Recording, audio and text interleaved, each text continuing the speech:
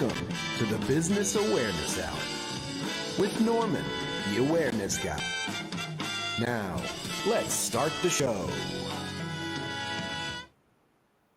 And good evening, everybody, and welcome to the Business Awareness Hour. If everyone is looking at the screen right now and sees that young lady that is sitting next to me, maybe you'll recognize her as Linda Grace Farley, the Princess of Podcast. All right, we thank you to have you back here for this week's going to be a special week. You're going to fill in. You moved on to bigger and better things, which is great, and we're very, very happy for you. And we're even happier that you were able to come back and fill in for Holly for the time that she happens to be able. And actually, she'll be back, I believe, tomorrow. Oh, will she? Okay, good. Yeah, and she's going out of her way to go and do it. She's on vacation down in South Carolina beaches, I believe it is, and whatever. But take a minute or two and just tell everybody real fast what you're doing now. Everything and anything. I have my practice, Literally. Obviously, Cycles of Life Management Services, and I've become a champion fundraiser for the Camp Landing museum project, extension project. So I'm very excited. And Friend Entertainment. I'm sorry? And Friend Entertainment. Absolutely. I do that all the time. Yes, you do. You got to give back, Norm. You know that, right? Yes, we do. We know that. You have to give back because that's where it's all about. And when you're giving, you're of service to others, unbelievable stuff happens, So, but I'm happy to be back for at least. It's nice to have you here. I can feel the energy already as you were here. Our guest tonight comes from our neighbors up north. Mm-hmm. And I'm not talking about in the United States. I'm talking about out of the United States, as in Canada. She is a extremely vivacious, outgoing, knowledgeable, intelligent business person. So we have another international guest. An international guest. She is a consultant. She's a strategic advisor. She's a mentor. And her name is Christine Campbell Rapin. Did I say it right? Did I say it right? You did. Rapin is the way it goes. Like okay, I'm going to give myself a applause. Yes, thank you. Absolutely. Excellent. Welcome. The audience is supporting you. We thank you. We thank you so much for being here. You were supposed to be here back in May, but thanks to your business took you away to some big beneficial things for you, and it's continuing to go and do that. So what we do here with this show is all about is creating business for your awareness for your business. And we're going to do that tonight, more so than you've been doing it probably before, because that's the specialty of this particular show. We're going to go back in time to when you were in high school or in college and you had your first employment. Mm-hmm. What was it?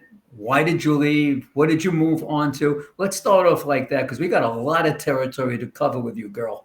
It's interesting. I knew I would go into the world of business from a really, really young age. My childhood was not about Barbie. It was about being a shopkeeper. And I finished my university degree. I did an undergraduate in business and went to the big city to chase my dreams. And I was hired into a tech startup that I was the only one of two women in an entire team of men. How many men were there? There were about 22 staff. And I was a big little kid. You know who did that also? Our co-host was also involved in the same type of scenario when she got started. Yep. Yeah, and it was a wild ride.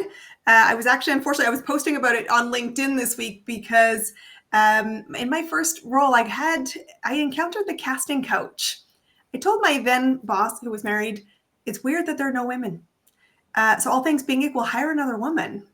Next time we're hiring candidates. And he did, but they started a marital affair. And he offered her my job, and I found myself tossed to the curb. And that was my first really big leadership lesson of business. Wow. Who will you be? How will you show up in a world that I most of my career has been in very male dominated industries, and how will I stand in my own integrity? And it was wild. It was a wild start as a young 23-year-old. What kind of industry was it? What kind of business? They were in telecoms. And they were building voice response technologies. Like we think about the world of AI today, where it's so common, but they were building systems like decision trees on phone systems that, for public recreation, community organizations that would automate their phone systems. And I was leading the marketing team. Wow. Shocking, right?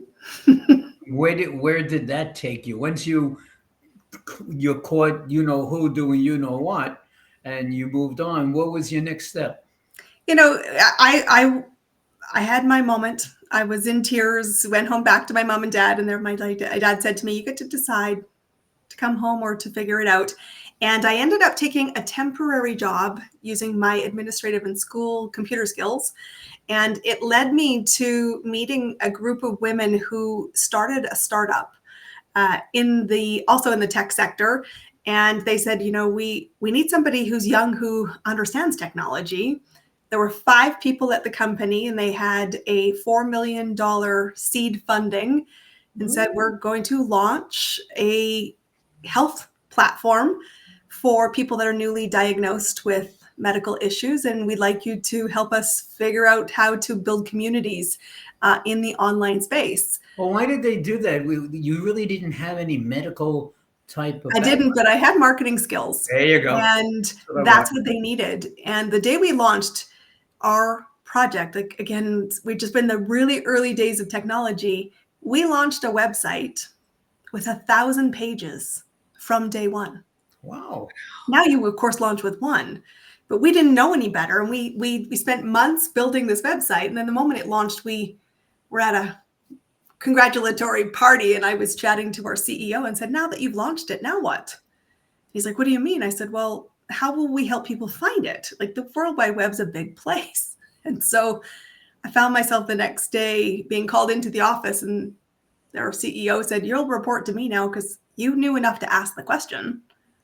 Yeah. You go find the answer. And Yeah. I need to keep my mouth shut. Let me ask, how does somebody have 1,000-page website? How does anybody expect somebody to read 1,000-page website? Well, we didn't know any better. And truthfully, we wanted to serve so many people. So we had obviously big sections, diabetes, but all the subsets. And if I was smarter, I would have phoned 3M, the company that invented the Post-it notes, because that's what we built. We had this beautiful glass wall, and we had different size Post-it notes, and everything was color coded because we're girls and needed a system.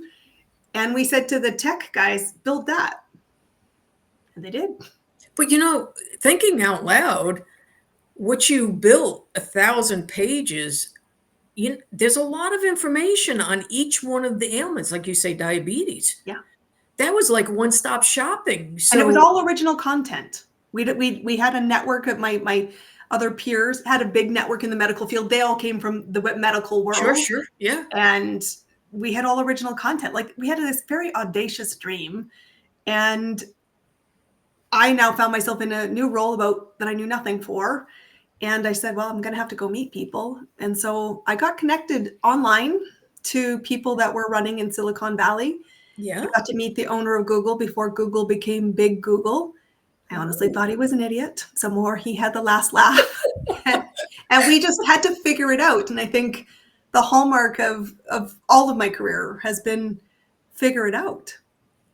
Yeah. Things have to connect the dots. And if you're smart enough to just keep going and led by curiosity, so what was this? You can build it. To do what they had asked you to do, which basically is a position that you created, for yourself. How long did you last inside there? Where did that position go and take you? What was the next step? Well, we went from a team of 5 to a team of 40. So we were fast growing and hiring people, but the money was on the wall. Our whole commercial opportunity came based on a contingent of building a license for TV. So private TV channels were being launched in the world, and we didn't get the license. were giving out 5 licenses and we didn't get the health channel. And the moment that happened, I thought the writing's on the wall. We'll be out of money. Yeah. So I started to think about what comes next for my chapter. And I decided I should start to pursue my higher education. I wanted to do my MBA. And I also started to apply for jobs because I thought at some point the money will run out. Sure. And it was a difference of one day. So I'd applied for school. I'd also applied for roles. And I was hired into a new role where I had leadership responsibilities, managing my first small team in a completely different sector. And the day after I accepted my job, I got into school and thought, isn't life and timing That was a interesting? juggling act. Yeah. Yeah. And I went to my mentors and he said, great sage advice. I was working I had taken the job. And he said, don't let a great ski season, because it was a company that owned ski resorts and other fun lifestyle weekend experiences with families. He said, don't let a great ski season detract you from bigger career goals. Yeah. And so I asked for an extension on my MBA program, and I took the year-long contract that I had been offered and learned what I could from there. What was that business? So the company is what's called IntraWest, and they build luxury holiday destinations. So they build the infrastructure of golf courses and ski resorts. They also build condominiums, hotels, lifestyle businesses. And I was leading a team of 3 different areas that were selling timeshares, selling hotel rooms, and selling experiences to come see what your vacation property might look like. Do you And, still deal with this company or have involvement? I don't, other than I still loved their destinations. Because if you did, I have a new client, a new lead, super lead for you. Okay. Well, maybe we'll go back. It was a lot of fun. Like it was, yeah, after coming out of an environment where money was running out, to be in a place where you really saw people loved their environment, they loved their product, and I have a lot of fun memories of skiing on the weekends, and one friend had gas money, one friend had food money, and one friend had the beer money. And we always had a good trifecta of weekends out of the office. Good. But you look at your career, though. It's so diverse. Yeah. I mean, you've talked about the marketing aspect, but you've had samplings, which each job, it's not like you look at some actors and actresses, they get pigeonholed into one role, but you're not. You're Right. I had a skill set that I could market, not knowledge. And that's true for my whole career. Just the story continues to be wild that way, because what I was always really sure of is I knew this much, and this much I could be of value in, and everything else I would have to connect to or learn. And ignorance on fire. That's outstanding. So you didn't get the license. We didn't. You got a lot of experience in trying to secure that license. You met an awful lot of people in various different industries because of that, and you prelude to where you are now. Now, Absolutely. you have all different types of industries that you help. How do you go and just find someone to go? How do you get that lead? It's interesting. I tell people candidly, I run a global consulting business now, helping businesses find their next client predictably. And I never set out to build this. Like I didn't get up one day and think that's a job description, I could go do it. I knew I would be in the world of business. I was equipping myself with understanding how things connected. And inevitably it led to a lot of invitations for coffee or glasses of wine, depending on how you know me. And they'd say, how do you build a business? They ask you exactly, Norm, what you just said to me. How do you actually do this? And in all my observations of startup and working for the 5th largest company on the planet on the business world, 2 things predict your revenue. And people are doing 1,000 things and not the 2 things that matter. And it was just observation. Number 1, you have to understand what a buyer is, because not all visibility is the same as finding a buyer. Number 2, nothing moves if you don't invite movement. You have to have the ask. And so many people, especially in the digital world, think people will just trip over them whether that's digitally or in person, and they'll throw out their wallet and money will rain at you. And it just doesn't happen that way. If all it took was to post on social media to build $1 million business, the stats wouldn't be that less than 2% of business owners get there. Mm. And they're like, well, but I now I must do these million things. And I'm like, I don't think you do. It's just complexity you've bought into because somebody sold you. Yes. Yes. And you see a lot of that out there, Christy. And where I think there's real magic with what we do is I don't let the sizzle overwhelm what I see. Yes. Because I didn't buy into the story of all of the sizzle of one thing, right? Like I had all this really diversity and I'm like, what's the common ground? It's substance, not the sizzle. And I said, nothing moves money faster than conversation. Oh, yeah. This is true. And people forgot that.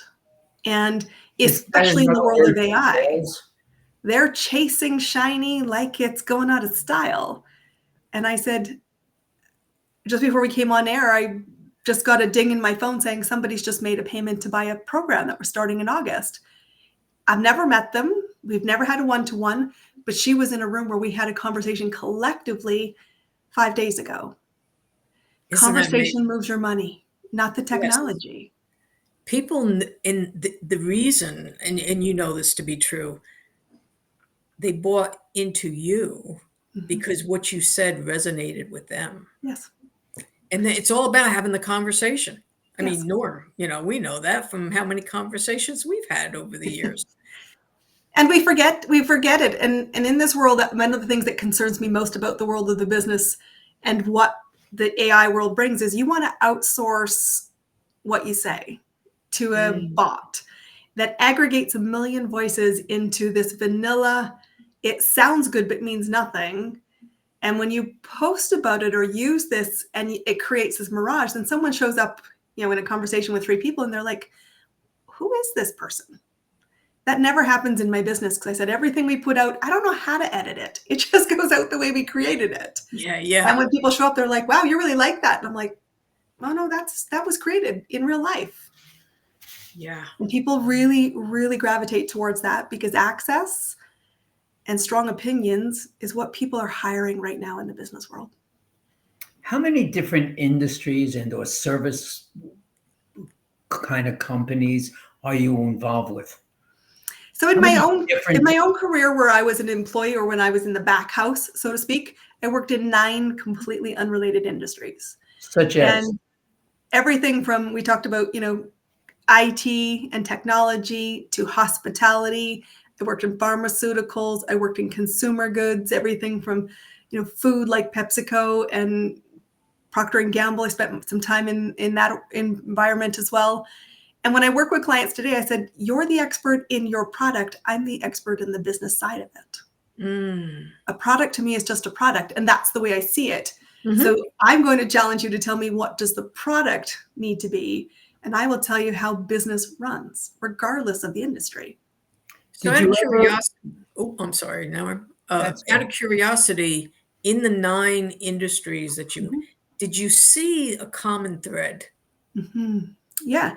The biggest common thread and the greatest opportunity and the reason people stumble is that people don't build the bridges to understand how things connect. And, we're great in my early career. I was in marketing, and that's where we started the storyline.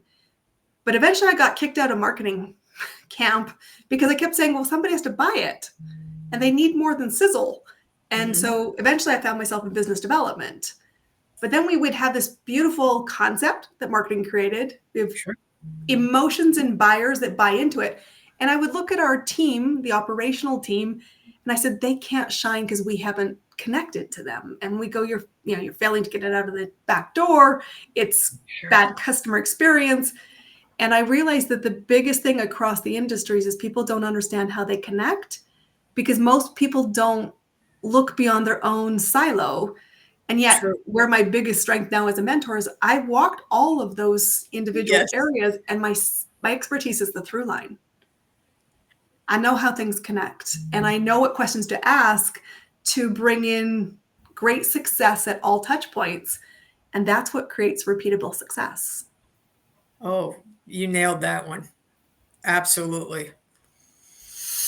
Did you ever attempt to do anything in the not-for-profit world?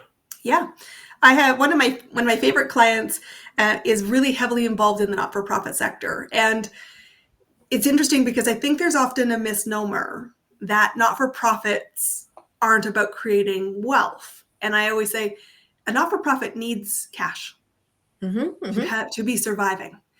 And when I met she was one of my first clients in my business journey, and she said, I don't want to make a lot of money because I don't want to get a lot of tax.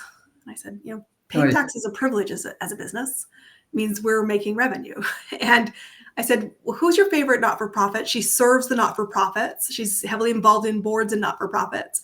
And I said, what's your favorite charity that you personally donate your services to? Because she's in marketing. She donates time to help them market and raise money. And I said, what's their operating budget? And she said, it's about $220,000. I said, what if in your business in the next 3 years we could create that so you paid the operating budget for that not-for-profit? How would it change things for what you feel about your business and what you could do as a community together? And she's like, wow, that interests me. And I said, I don't want not-for-profits to starve. I want them to be highly successful and use their influence for good impact. Sometimes I've been doing this for 36 years in the not-for-profit world.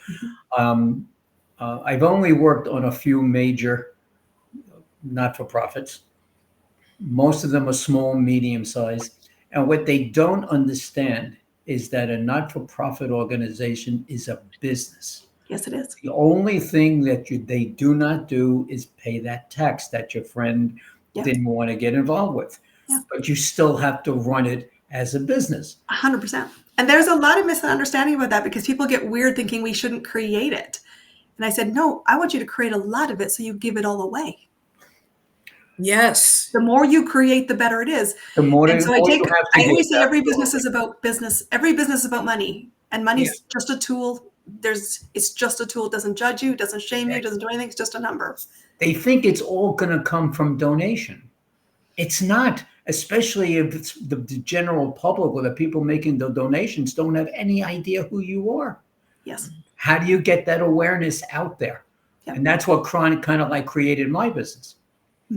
Because people think they don't have to market a not-for-profit. I'm like, you couldn't be further from the truth because donors' money, like any human being has choices about how they spend money. And I was getting into some hot water in my social media because I was calling out to this belief that business owners wouldn't bet on themselves. We're installed energy. People are scared. Politics being what they are. Is it the wobble of the economy? And I said, let's be clear. Money moves hands when we feel there's a reward. There's a lot of rewards to be had today. But let's be clear, you won't spend on your own business getting successful so that it pays you for the next 5 years or 10 years. But you would put a holiday you can't afford on your credit card. You went out and spent another $3,000 on a cell phone you didn't need. The current one works just fine. And the awareness of you're just choosing to spend your money on things that are disposable when building business skills creates money forever. What are you doing? Like, pay attention. This doesn't make any rational sense. A question I always get asked when I'm making a presentation about doing a concert, the one thing that comes up, what's this going to cost me? You don't think about what it can make you. and this is what it's going to cost me. What kind? Now there's reward. There's a lot of different type of reward. There's a monetary reward. Yes. There's a awareness award. Which one is greater? Depends. You can attract and create awareness for your charity. That's going to attract a lot of people who will then go and make donation. You will also do the same type of thing, and it attracts the revenue. Depends. And open stores. Right. 100%. And I think when people always think that question, and it's a tell. It's a scarcity idea. And I said, if you looked at what it could create, both the tangible, as you say, and the intangible, most decisions you're afraid to make are actually smart money decisions. You can create in what I do, you can create a business within a business. Yes. You take that not-for-profit organization who wants to take a shot on doing something like I do, and it's successful and or quite successful. They want to do it now 2-3 times a year. Yes. Right. And then other people sitting in that audience are seeing their friends in the audience that belong to other not-for-profit organizations, and they do the same type of thing. Yeah. And it's Multiple all about getting off streams of zero. income. And it all also caused by people like you, Yeah. who created and introduced something like that, something similar, depending what industry they're going to, and whatever's related in that particular industry. Yeah. And you introduce that. Then you It's about own being the that. spark, and people often forget you belong in every room, and more importantly, getting in the room is the most important thing, because doors only open when you walk into a room.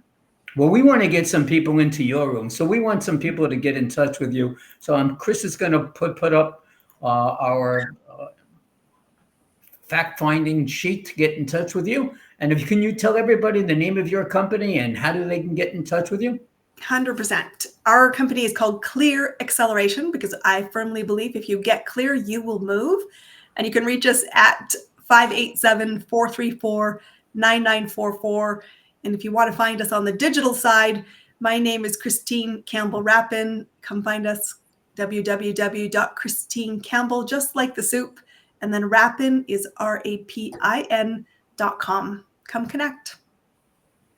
There you go. Now, what we're going to do right now, since I got Chris's attention on the other side of the screen, we're going to jump into about a 30-second commercial, and we're going to be right back.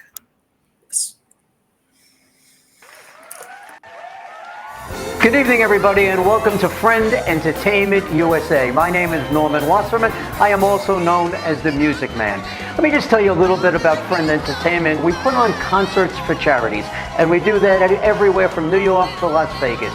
We do R&B, Motown, rock and roll, jazz, whatever it is that you wish. Friend Entertainment will deliver the best of the best for you and your charity. Here are some of the names of the talent that have performed with us on our stage. Stevie Wonder, Tina Turner, The Temptations, Earth, Wind and Fire, the one and only ELO, Elton John himself, Kool and the Gang, and the fabulous Donna Summer. Go to our website, friendentusa.com. And if you're interested in getting some information about Friend Entertainment and or being on the Business Awareness Hour, just give me a call, Norman, 631-987-8477. That's 631-987-8477. Now let's get back to the show, because this is really exciting. This is like making me like happy. This is a good conversation. Why are you in the profession? I think I know the answer, but I can't answer it. Why are you in the profession that you are in? I will be honest, I was invited. I never set out to do this. I set out to be a great business owner myself. I was employed to make other people money. Collectively, I've helped raise $1 billion in revenue of sales in the course of my life. And people kept saying, please make it simple for me. And then they would say, I would tell them how to grow a business, very simple. Yeah. And they go, I could see you do it.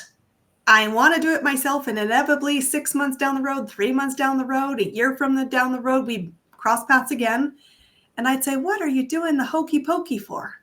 You got 1 foot in, you got 1 foot out. You're not making any progress. And they're like, please simplify it. And then they would say, I'll pay you. And I'm like, that's weird. Truthfully, I think that was my honest response. It's weird. And they're like, no, I need somebody to walk my hand. And I think you know how to walk this. So what will it cost? And you come across somebody, you see the kind of business that they have, and you find it very intriguing. And you know in your heart of hearts that there's a really good probability that you can help this particular individual. Yeah. But you're in business.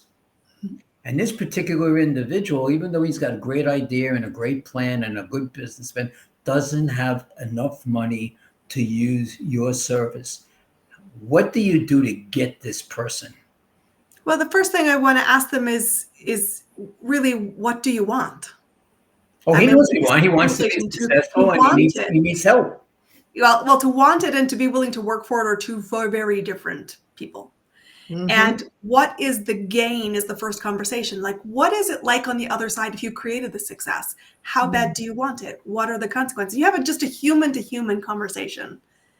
And the second thing is start where you are, but recognizes that you must be the spark to your success. I'm a business owner. I'm a mentor. I'm not a coach. I'm a mentor. I have an opinion about what comes next. I will tell you clearly what I think it is. And that's not going to be comfortable. So if you're not sure you want it, one, we will just not do business together. I might collectively support you in other ways, but I won't have you a client. I won't make you an offer. But what is important to me is to know that if you're the spark and you're compelled to take the uncomfortable actions, I and my network can be a great resource for you. We're fuel sources for it. And I will say, here's some places to start. We do a top rated podcast every week, and we give you the business foundations of how do you find your next client. And I'll say, if you have no money, but you're curious, start with free. You should subscribe. You should do the work. You should take the actions. And at some point you might realize it's not that I can't take the actions. It's that I'm unwilling to if I'm waiting for motivation. In which case I'm going to say, you're going to need some skin in the game. And skin in the game in my business starts at $500. So I said, if you can't spend $500 on your business dreams, you don't have a business vision. What does $500 get you? $500 gets you a 30-day lead sprint. So this is one of my favorite things that we do in my business. So for 30 days, I bring people into a lead sprint. What that is, most people don't have anybody to talk to, right? Like it's hard to sell something if you don't have somebody to talk to.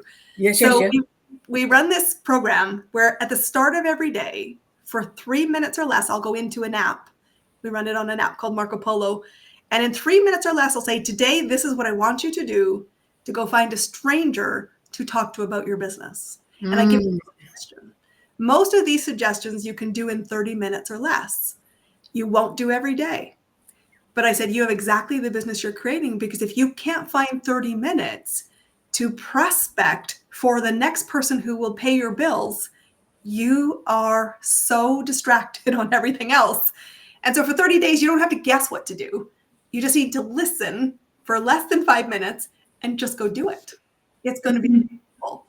But it really helps people get into the momentum of, oh, so this is what it takes to find a buyer. Yeah, just keep doing this. You can't fail. So Christine, I have one for you. You have a person out there that has motivation, inspiration, does the thing and everything, but cannot close the deal. What do you say to those individuals? Well, we want to understand, what do you mean by I can't close the deal? Because they don't ask, they don't ask for the sale. They're the subject matter expert. Yep. They bring it to the table, but they leave it on the table. Yeah. They don't bring it home with them. We really talk about the foundations of what it takes, what a business needs, right? Yeah. And I think there's 5 foundations. Mm-hmm. The first thing is, when someone says I can't get it across the table, the first thing I said is, do you know what a buyer is and who they are for you? Mm-hmm. Most people don't. They're like, it's everybody. It's this person. It's that person. No, buyers are decision makers. First things first, are you talking to a decision maker? If not, no wonder you can't get it across the table. Right. Second thing is, how will you, in your own way, that feels good to you, and the tell for me is, does it feel like oxygen, move somebody from curious to tell me what the offer is. So can we guide a conversation that builds trust, that builds credibility, that establishes there's a result that's desired, and we're getting to the place where, would you like me to give you an offer? The third piece is, what's the offer? Okay. Mm-hmm. And in the offer piece of this puzzle, 2 sides of the same coin must be there. Number 1, do you understand what the value perception is for the buyer? Because if the value isn't higher than the investment, it's a luxury item. And you can sell a luxury item. You can, but you got to remember, you're competing against any other luxury purchase. Mm. If it's a necessity, again, as long as there's value exchange, there's a gain to be had. Mhm. The second piece of that is you have to be seen as the must hire. And the problem is a lot of people are like, I'm a friend, I'm an educator. And I'm like, no, you're a business owner who is paid to guide a result. And we have to build that confidence. And we do it through making more offers. We do it through really understanding that our goal is to get somebody to a decision. And their decision could be yes. It could also be no. But our job as the facilitator is to get to the decision. And once we get to the decision, what happens next? Who do they become when they get the result? Who might they need? You, the business owner, and leadership. Because you, as the seller, the business owner, you have to understand nobody will make the offer for you. You have to do it. And you could do it messy, ugly. Your buyer doesn't care. They're more scared than you because they're like, I have a gap. I haven't succeeded. I want it desperately, but I need you to treat me as human.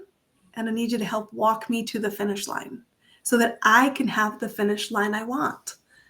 And so when people say they can't get across the finish line, I always want to deconstruct, where is the problem? Because when people are struggling in business, they think, if I have a marketing problem, I don't have any leads. And I'm like, that could be true. But you can have an abundance of leads and still have no money and no sales. That's true. Because you have solved the lead problem, but you haven't solved the sales problem. Right. So now we have to solve the sales problem. And here's the shocking bit of business nobody told you. For every problem you solve, there's another problem you create. So now we have to sell and fix the sales problem. But once you've sold something, there's also this scary abyss. Oh my God, can I deliver what I promised? Have you ever fallen into a Shark Tank deal? No, I have not. That's becoming something new and hot out there, and that's the name that people have given it. It's like, it's you talking to this particular person, and this person's attempting to sell you for your services, and you may be saying to yourself, this sounds like a pretty good situation for me. Well, and the thing in that environment is you have to be sure, like, confidence is borrowed in a journey with a relationship warming up, right? You're trying to figure, you have a problem, I have a solution. We're sort of dating, we're working our way through. Are you my person? Do I trust you enough? Will I have confidence in my decision making? But you as the business owner has to have confidence. So when we're in Shark Tank environments like that, I'm like, if you don't believe in what you're selling, everybody else on the other side feels that. Yeah. And so you're going to have to sell a lot, which are going to be terrible, and they won't convert until you can just recognize, I will manage the discomfort because the other side is worth it. And we don't, I've been training in sales for 30 years. I take training in sales twice a year, and I still miss lots of golden opportunities, but I'm more committed. We all do. We absolutely do. Yeah. We all do. Yeah. But many people was like, I heard it last week. Someone said, the only skill that is non-negotiable in business is selling. Everything else you can be good, mediocre, great at, but selling you have to get great at. It's what I received one time, I was interviewing someone who was in sales, 35, 40 years. And he asked me different questions. And then he said, they don't want to know what certifications, what degrees and everything else. They want to know what you will produce or provide. Right. And so their recommendation was, do you have a minute? Let me tell you a story, because stories will cover it. And I looked at that. It takes away all the, oh, am I going to get this? Are they going to trust me? No, you have evidence. I thought that was brilliant. It is great. Because the other person that needs your help, you have no idea. Yeah. You have no idea in the course of the day how many people they may not trust themselves. They don't trust themselves. A buyer doesn't trust themselves because buyers are three things. I already know I have a problem. So half the problem, people are trying to sell to somebody who doesn't know they have a problem. You can, it's exhausting. It's a long path. Go to a market who already knows they have a problem. It's faster, more predictable. But they also know because they've tried to solve it, there's a gap. Yes. And maybe they've Googled it, Pinterested it, YouTubed it. They've gone anywhere else.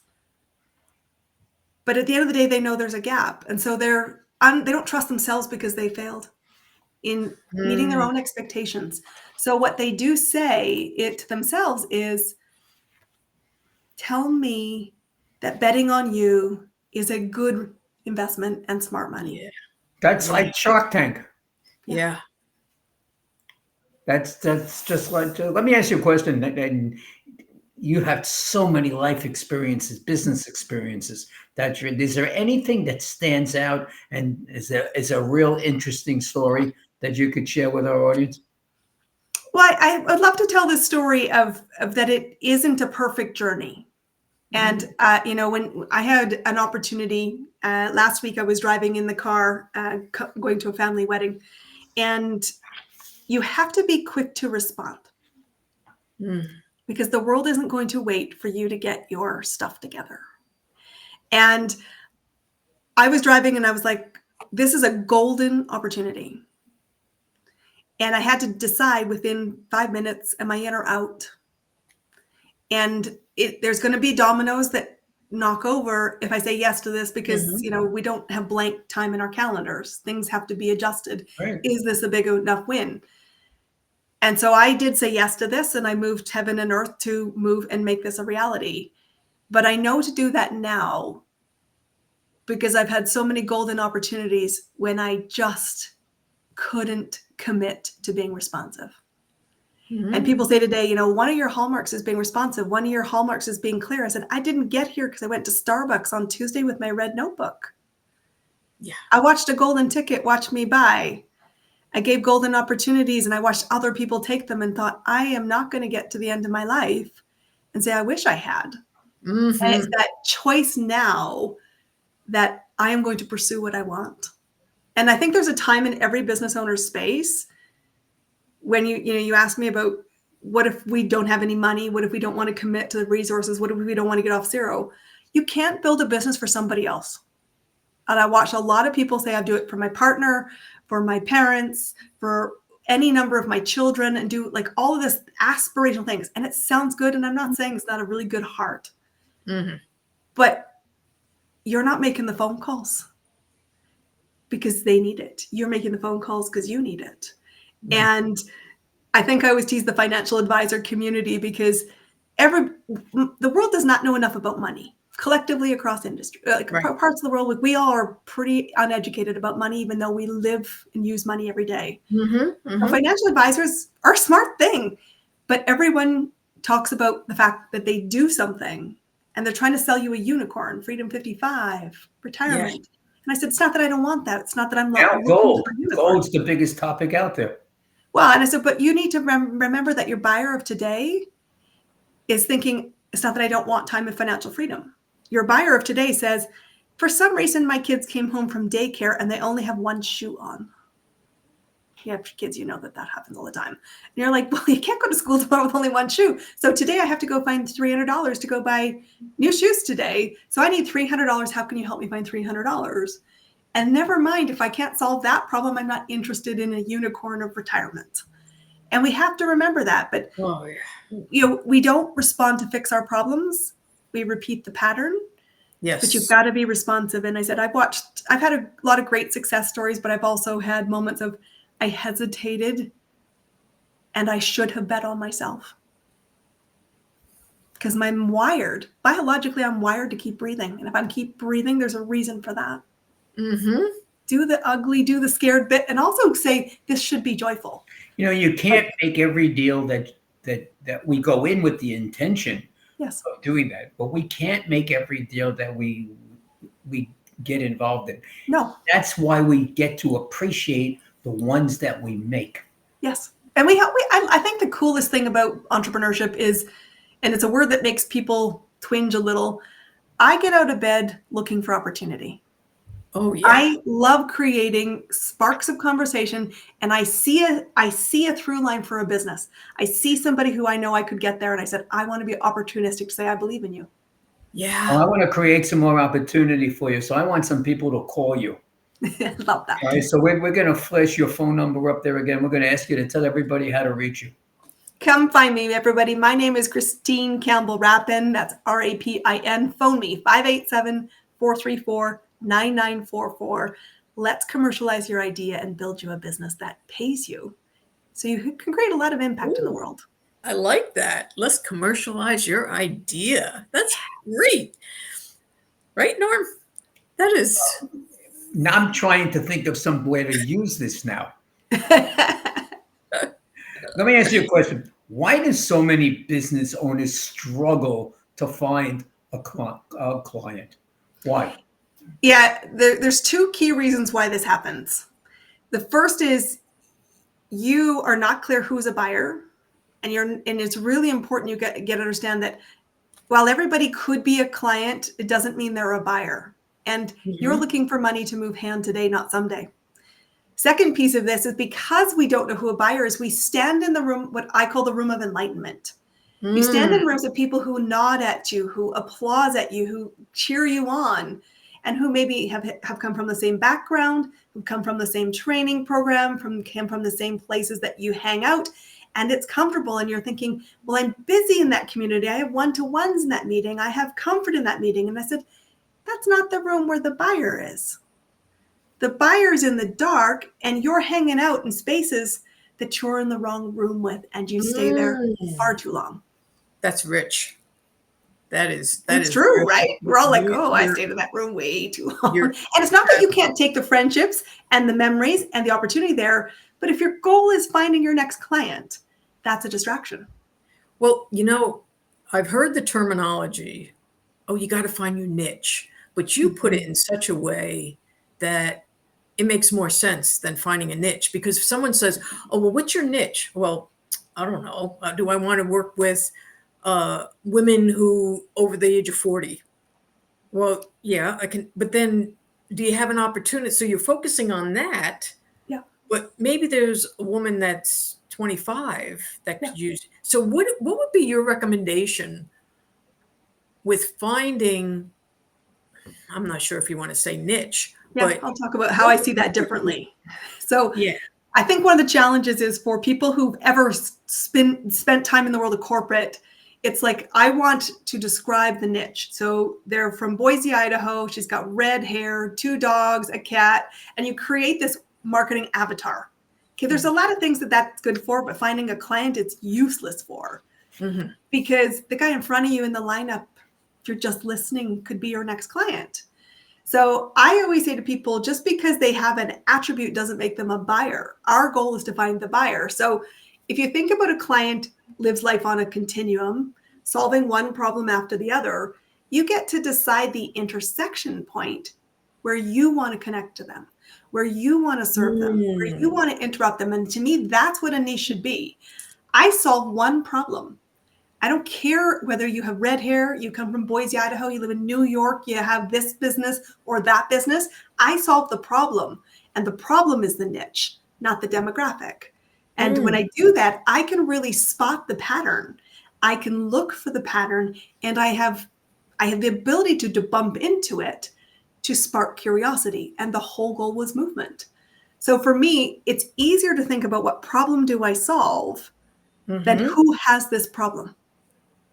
Oh, because if I show up in stages like this or places like this, and I said, I solve finding the next client predictably. If you have that problem, it doesn't matter what industry you are, you're going to phone me at 587-434-9944 and say, I need clients, help. I'll go, great, I can help you. My world, I have a niche, big time niche. Charities need what I have. I have awareness, and I have revenues. How do they go and get them? And this is the plan that I could have picked, I guess, just any kind of industry, all industries. I chose not for You choose profit. to serve this group. Yeah, Yeah. exactly. But they have a similar problem to others, which is you need to fundraise capital. Yes. And so your problem, your niche is actually not the not-for-profit sector, that's a preferred lane. But you're saying is I help you raise money, and my heart is in the not-for-profit. And Oh, that primarily is nice. from people who will never know you. Yeah. And they will never know who you are, and you can acquire their awareness, and you can acquire their revenues and make them a volunteer now. Make them join you in other events that you're going to have just by doing something like that. Yeah, because you create this really cool ecosystem, right? It's like our goal is to raise you money, and we choose to do it in this way. And I said, I always think of like who you are as a true north, and I'm a Canadian, so yeah, true north. True north is like, this is what I stand for. In my world, I stand for helping people find clients, and we do it through the podcast, through that 30-day program we talked about, through group program and one-to-one. They all lead you to the same place. For you, you solve helping raise money for charities. You do that through the vehicle of shows and reviews, but you have option A, option B, option 100 different Absolutely styles, and saying, what's the style at which you want to play? Because the destination's the same. Exactly. You got me all figured out. Love it. You're spot on then, Norm, what you're doing. You're right. great. Very You have a successful. question you wanted to ask Christine, didn't you? Did I want to ask her? Oh, I think I've been asking her. No, let's do it. We have more questions. What are non-negotiable every business owner needs to create consistent client growth? So you need to understand that while you have a business idea, you have to have the business skills. Okay. And there are certain business skills that I think every business on the planet needs. You have to have an understanding of them. And this is all about those connecting glues. Who's the buyer? Negotiable, non-negotiable number one, who's the buyer? Non-negotiable number two, how do you want to move somebody from curious to paid client? That's your choice. You could do it through a show like you do. You could do it through speaking. You could do it through networking. You could do it by technology, but you have to choose the lane at which you want to move somebody. Okay. You have to know why you're the must hire. Because if you're not sure, you're not confident, and people need to borrow your confidence. Number four, business is a leadership game. You lead yourself to do what's uncomfortable. You lead your clients to the results, and you lead and guide your employees and your advocates to the results and recommending you in a good, integrous way. And number five, business is math. Like there's some fundamental things we have to track, and there's some things we need to understand that in order for you to be a business, whether you're in the for-profit or not-for-profit, profit comes from math. We need to know what it is. Yep. What two factors predict revenue in the next 90 days? Two things. How many times you're talking to a potential new buyer, because your business will always be built on strangers. Always. It's not a one and done. For now, forevermore in your business, you will always need to find new people. And number two, it's how many offers are you making? Because you have 100% control in how many offers you make. You do not control how many people say yes or no. Right. So if you want to have a more stable business, find more people, make more offers, because it's how you create your own predictability. If you don't do anything and you stand at zero and you don't make any offers, you don't meet any people, you will have zero revenue. That's just business math. So how do you get yourself into, one thing that comes to mind is, especially with nonprofits, you put yourself out there in going over and say, hey, I can do a speech. I can help people, especially, one of the things I found with nonprofits, I think a lot of the time they're afraid to go out. There's a whole society out there, but they'll just hone in on certain ones like corporations and such. But yet there's a small business people that could use, whatever their, contributes and stuff like that. They don't know how to sell or how to bring money into their business, because they're like, I worked with some of the nonprofits, and they're like, oh, we got to go over here. And one person, a director, said to me, Linda, you don't understand. There's only so much money to go around. And there's like $1,000 and you have all these people vying. That's not healthy in my eyes. And it's a false prison you've created. Yes. Because the thing you Yes. need to Yes. remember is money is everywhere. It's Yes. abundant and it Yes. moves. Yes. So when people get caught into their own, this is the one way we've always done it. Yes. I got to remember there's 8 billion people on the planet. I am not serving everybody. But what I love about simple strategies that we use in our business, I said, I put up my hand and say, this is my true north. I believe my people will find me. And I'm really loud. I mean, polite as a Canadian, but I know that I have to choose to use my voice. Yes. And I don't serve anybody who doesn't want to be served. But I recognize that the person who bought from me an hour ago, I'm like, I didn't know them, but they intersected. And I have to trust the cosmos on this to a certain degree. Yeah. That said, I know my north. I know what gets me activity. And in the world of money, it's important to know that every money is equal. So if you're saying, well, we need 1,000, it's like, do you care how we get them as long as we're integrous, in alignment with what we do when we stand by our principles? Does it matter if it comes from a donor? Does it matter if it comes from the show that Norman puts on? Does it matter that it comes from here? No, because we all want the $1,000. And if we made 2,000, even better, let's use it. So someone had said to me that money is only a tool. What we want is opportunities. Yes. That's a whole paradigm shift, Christine. Yeah, And that's why I said I get out of bed looking for opportunity. Yes, I don't chase yes. money. Money is not a thing, but it does allow me to create impact. It does allow me to hire other people. It does allow me to enjoy the perks that we have created. But I really am excited by the opportunity. And what's cool is you don't even know the opportunities that you're being spoken about because you're not in every room, but it doesn't mean that your influence isn't. And that's what, Norma, you were talking about, that ripple of, we don't know if we do this event that it could cascade and create other events or create other ideas and it ripples. And I said, but my job was to show up. Like God just said to me, Christine, show up and pay attention. You can help people with business. And I'm like, oh, okay. This is what I do. I come in, I solve your problem. And then I guide you to this. This is the reflection, right? You're solving your problem, but I'm bringing awareness to the light of, this are the things you don't want to look at. You must looking at them is the problem, because people only don't have the business they want for 3 reasons. They don't know how to do it. That's a knowledge gap. You're lazy. Sorry, black and white, because knowledge is everywhere. You could acquire this knowledge quickly. But if you have a gap and you can't see it, you won't see it no matter how much you want to try. Someone else has to shine the light for you. I shine the light for you. And then I said, what do you want? Here are some options. These are the ones I would start with. Or number 3, you're waiting for it to be convenient.